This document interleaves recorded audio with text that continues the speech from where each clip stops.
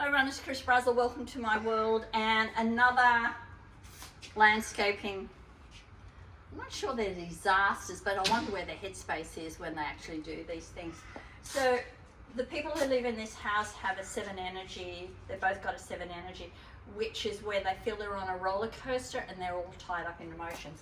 When you get pots like this, you're creating the roller coaster and the water element. And the thing about a 7 is you've got to have clarity, you can't have confusion.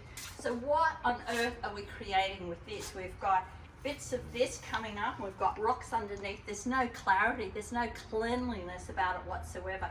So what we're going to do is we're going to take this away, take these rocks away, we're going to put some grass into here, we're going to bring in a different pot and plant a different, what we're going to do, because that will give us still a pot. So we'll take all the rocks away, take the grass away, and we're going to plant an actual tree. So 7 energy people and their brain codes needs to be grounded. So when we take the tree or the plant and we put it in, that's grounding into dirt, and it won't be all higgledy-piggledy. So if you're out there with the 7 brain code, your belief area, which is when you come to the front door, is on the left. It cannot be all over the place. It has to have some form, and the better way of getting it grounded is often just a strong shrub in this area.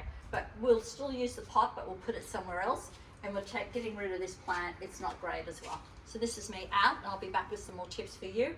But everything about your house connects to your brain, and it connects your mind. You want to get your life great, get your house looking great as well. And don't put up with people with these really ridiculous ideas of landscaping and gardening. Ask them often what's going on in their life, and then they're having a great life, they'll do your garden to give you a great life. Cheers for now.